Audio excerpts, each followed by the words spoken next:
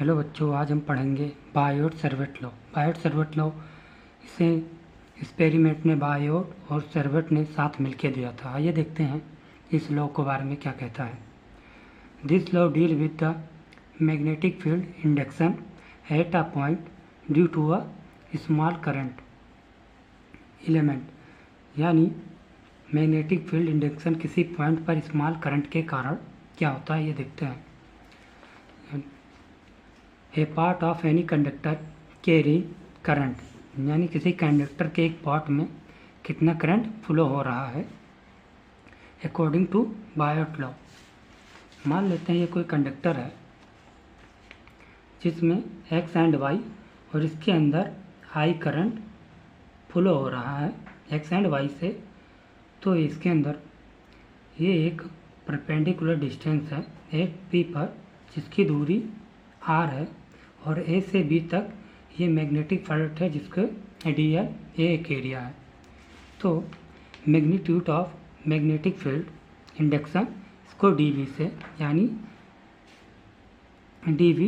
Magnetic field, इसी को magnetic flux density भी कहते हैं। ये डिपेंड होता है दीज फैक्टर दिए गए फैक्टर पर, यानी मैग्नेटिक फ्लक्स यानी डीवी ये डायरेक्टली प्रोपोर्शनल होता है आई के और डीवी डायरेक्टली प्रोपोर्शनल होता है डीएल के और DV directly proportional to sine theta, यानी ये कोई आर की दूरी है और ये कोई लाइन है, यानी इनके बीच की दूरी angle cos sine and cos, तो DV direct proportional sine theta and magnetic flux inversely proportional होता है आर स्क्वायर यानी डिस्टेंस के।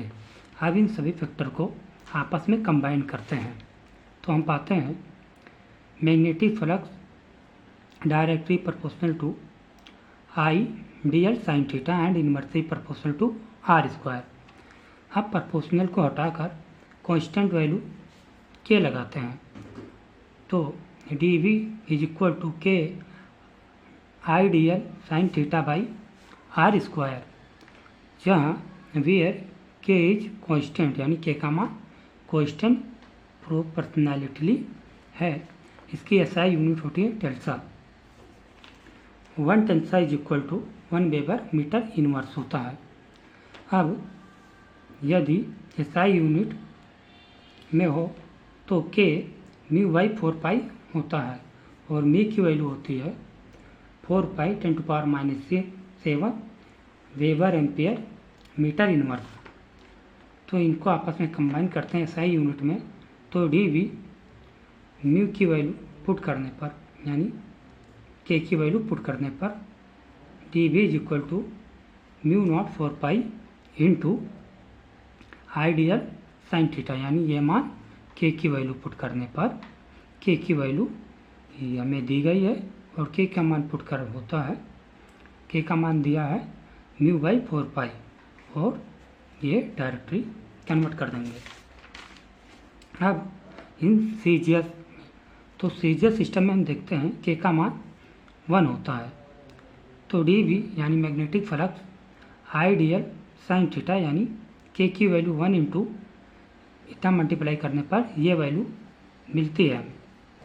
अब इसे वेक्टर फॉर्म में कन्वर्ट करते हैं तो हम देखते हैं डी वी वेक्टर यानी mu by 4 pi I D L यानी vector D L and R sign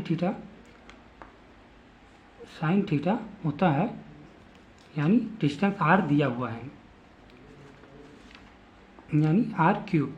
तो हम देखते हैं D V 4 mu by 4 pi I D L, यानी ये दोनों आपस में कन्वर्ट करके आर क्यूब होता है। तो हम देखते हैं मैग्नेटिक फ्लक्स की डायरेक्शन, और मैग्नेटिक फ्लक्स की डायरेक्शन राइट हैंड रूल होता है, यानी राइट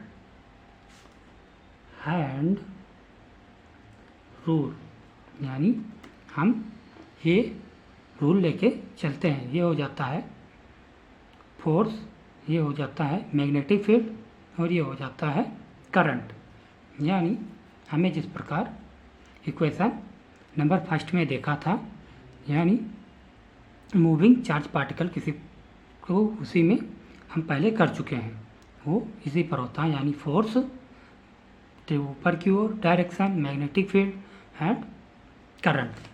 अब यदि थीटा 0 हो, 8 पॉइंट यानी linear conductor and carrying current, यानी इसी पर करंट एंड इसी पर मैग्नेटिक फील्ड, तो साइन थीटा इज 0 डिग्री।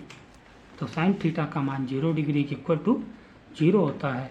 तो इसका मतलब है there is no magnetic field induction at any point on the thin linear current carrying conductor, यानी किसी पतले कंडक्टर में या करंट कोई करंट मैग्नेटिक फील्ड इंडक्शन नहीं होगा किसी पॉइंट पर। अब यदि थीटा का मान 90 डिग्री कर दें, यानी हमें ये दिया गया था ये और ये, यानी हमें मान ये निकालना है थीटा 90 डिग्री, तब ये परपेंडिकुलर हो जाएगा। तो थीटा 90 यानी sine 90 is equal to 1, sine 90 का मान 1 होता है। तो हम देखते हैं D V is equal to mu by 4 pi I D L, यानी साइन थीटा का मान 1 और 1 से मल्टीप्लाई करने पर ही यही वैल्यू मिलेगी हमें।